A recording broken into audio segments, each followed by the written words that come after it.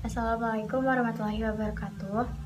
Perkenalkan, nama saya Desta Maulidia Cara Putri dari kelas 10 MIPA 2 ingin mempresentasikan tentang limbah dan daur ulang limbah.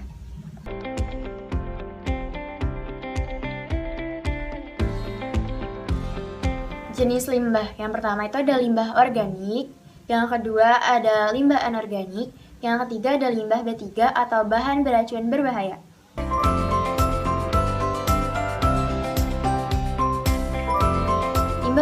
Limbah organik merupakan limbah yang berasal dari jaringan organisme. Limbah organik pada umumnya bersifat mudah terurai oleh kegiatan mikrop seperti jamur, bakteri, dan protozoa. Limbah organik antara lain daun tumbuhan yang sudah rontok, bangkai, sisa sayuran, kertas, nasi, dan kotoran hewan ternak.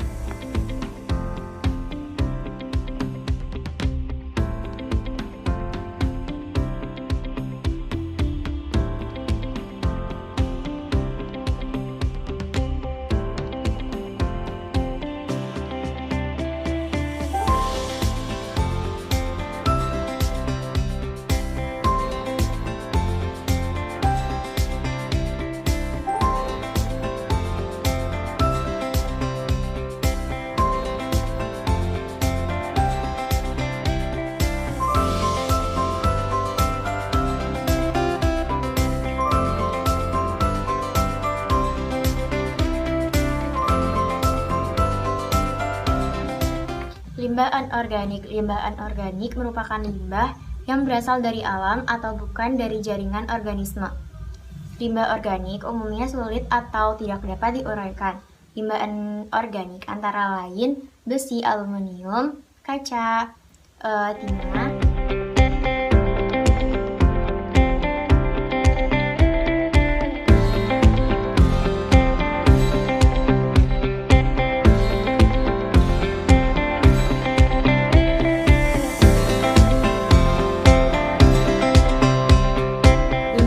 Limbah B3 merupakan limbah yang berasal dari berbagai bahan kimia. Limbah tersebut seringkali menimbulkan efek beracun bagi kehidupan organisme. Contohnya, sisa pestisida, sisa batu baterai, oli bekas, dan tumpahan minyak.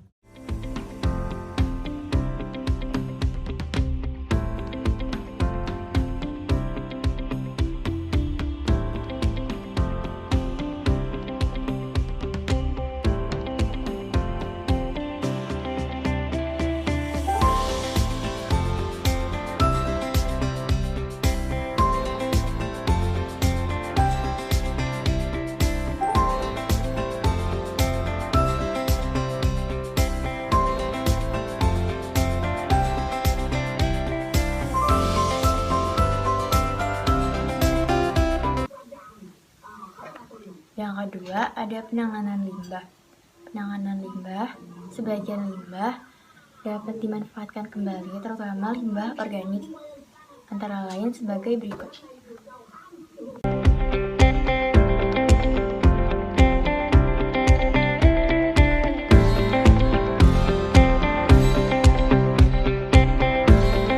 Yang pertama ada limbah kotoran hewan ternak, yang kedua ada limbah ampas gabah, yang ketiga adalah limbah ampas tahu.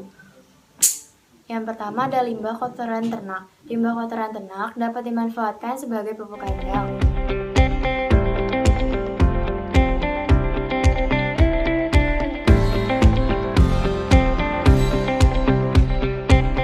Yang kedua ada limbah ampas gabah. Limbah ampas gabah dapat dimanfaatkan sebagai bahan makanan hewan ternak seperti ayam, ikan, dan itik.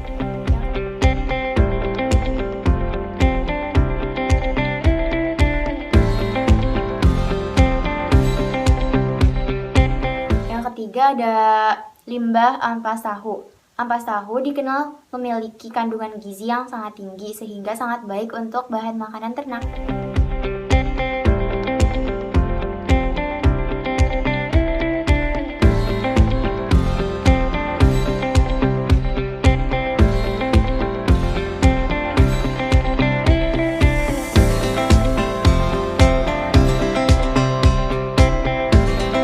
Yang ketiga, ada daur ulang limbah dan manfaatnya.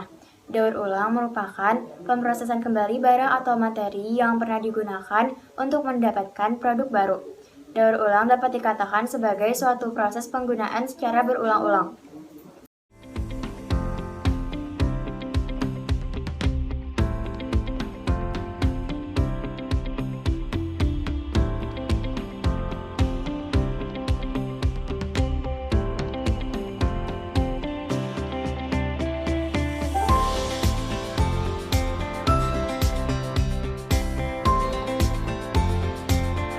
Ada banyak manfaat daur ulang, di antaranya untuk melestarikan sumber daya alam dan untuk menurunkan tingkat pencemaran.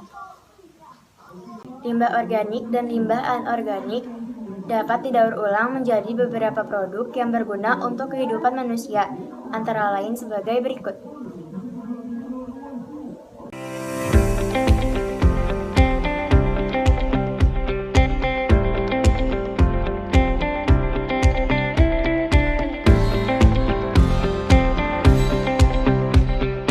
Limbah kaca contohnya ada pecahan piring, botol, gelas yang dapat didaur ulang lagi menjadi produk kaca yang baru.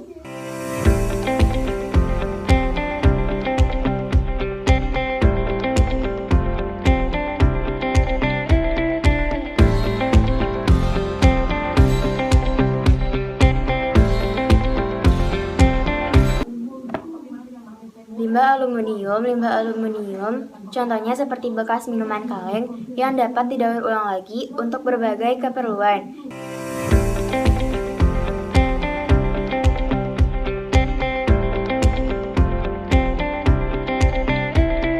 Yang ketiga ada limbah plastik. Limbah plastik dapat didaur ulang lagi untuk berbagai keperluan. Contohnya dibuat menjadi tas, botol kemasan, dan perlengkapan makan. Manfaat daur ulang. Banyak sekali manfaat daur ulang yang dapat Anda ambil dengan melakukan daur ulang barang-barang bekas. Contohnya adalah sebagai berikut. Yang pertama, membuka lapangan kerja baru. Yang kedua, meningkatkan pendapatan masyarakat. Yang ketiga, mencegah dan mengatasi pencemaran lingkungan. Keempat, mencegah timbulnya penyakit. Kelima, meningkatkan daya kreativitas dan keterampilan masyarakat. Keenam, membantu menciptakan lingkungan yang bersih dan sehat. Yang ketujuh, membantu menghemat energi. Dan yang terakhir, pengelolaan daur ulang tidak membutuhkan ruang dan lahan yang besar. Yang pertama, membuka lapangan kerja baru. Seiring dengan berkembangnya zaman, kini kemajuan teknologi sangat pesat. Kini, pengukung untuk mendapat pekerjaan pun sangatlah tidak mudah. Mengapa? Hal ini dikarenakan semakin banyaknya persaingan antara para pencari pekerja. Jumlah pencari pekerja lebih banyak dibandingkan dengan jumlah lapangan pekerjaan yang tersedia. Kini, Anda harus lebih berani untuk menampilkan keterampilan Anda untuk menjadi seorang pengusaha. Anda pasti akan bangga jika Anda bisa menjadi bos dan membantu mereka para pencari pekerja sehingga dapat mengurangi jumlah pengangguran dan Anda membantu mencegah adanya pencemaran lingkungan dengan melakukan daur ulang bekas. Yang kedua, meningkatkan pendapatan masyarakat. Dengan dibukanya peluang usaha, maka membantu masyarakat dalam meningkatkan pendapatannya. Hal ini dikarenakan daur ulang barang bekas dapat bernilai ekonomi dan dapat diperjualbelikan. Secara otomatis, Anda akan menghasilkan uang dan meningkatkan pendapatan Anda. Yang ketiga, mencegah dan mengatasi pencemaran lingkungan. Daur ulang menjadi salah satu alternatif yang dapat digunakan untuk mengatasi pencemaran lingkungan. Mengapa? Dengan adanya daur ulang, kita bisa memanfaatkan botol plastik, bungkus plastik dari deterjen, makanan ringan, dan lain-lain untuk dibuat kerajinan yang bernilai ekonomis. Yang keempat, mencegah timbulnya penyakit. Tumpukan sampah dapat menyebabkan sumber penyakit. Oleh karena itu, Anda harus pandai memilah sampah. Alangkah baiknya jika dibuat tong yang berada untuk memisahkan sampah agar dapat dilakukan daur ulang botol bekas dan barang bekas lainnya. Yang kelima, meningkatkan daya kreativitas dan keterampilan masyarakat. Melakukan daur ulang barang-barang bekas dapat mengasah keterampilan dan jiwa seni Anda sehingga barang yang Anda buat dapat menarik perhatian konsumen. Selain Anda terampil dalam mendaur ulang, alangkah baiknya jika Anda juga kreatif dalam memasarkan dan membangun relasi. Yang keenam, membantu menciptakan lingkungan yang bersih dan sehat. Lingkungan yang bersih dan sehat dapat membantu kita tercegah terkena serangan berbagai penyakit. Cara melakukannya adalah dengan membuang sampah pada tempatnya, yaitu memisahkan antara sampah yang organik dan anorganik, serta melakukan 3R, yaitu reduce, reuse, dan recycle. Yang ketujuh, membantu menghemat energi. Proses produksi dari bahan daur ulang membutuhkan energi yang lebih sedikit daripada menggunakan bahan mentah. Hal ini sangat berpengaruh bagi mereka para pengusaha saat memproduksi produk baru. Selain itu, Anda juga dapat menghemat biaya yang harus diperlukan. Yang kedelapan, pengelolaan daur ulang tidak membutuhkan ruang dan lahan yang besar. Bahan-bahan yang didaur ulang dapat Anda pergunakan lagi untuk memenuhi kebutuhan Anda.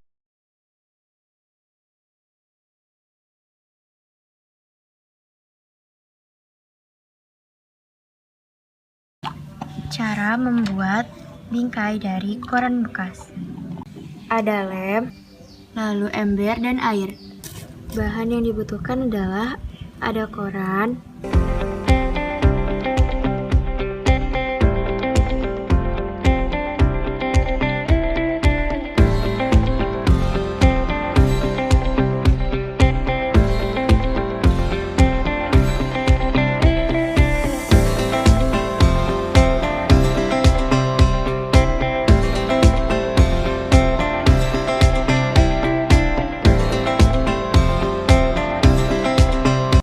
Cara kedua, membuat daur ulang dari kardus dan cangkang telur. Bahan yang dibutuhkan ada kardus, cangkang telur yang sudah dibersihkan, lem, gunting, penggaris, dan pensil untuk membuat pola. Setelah itu, kardusnya dibuat pola. Dan ini hasilnya. Setelah itu, susun pola-pola yang sudah dibuat tadi, lalu diberi lem.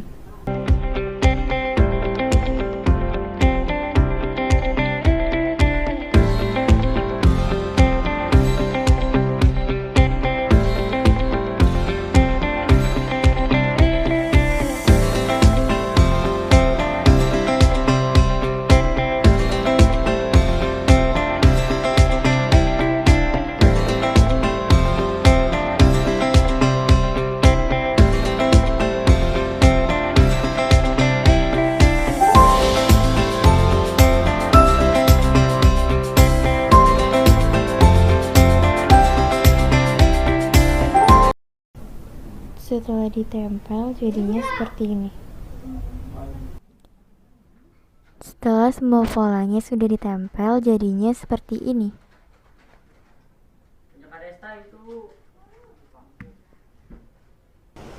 Jadi setelah semua cangkang telurnya ditempelkan, jadinya seperti ini.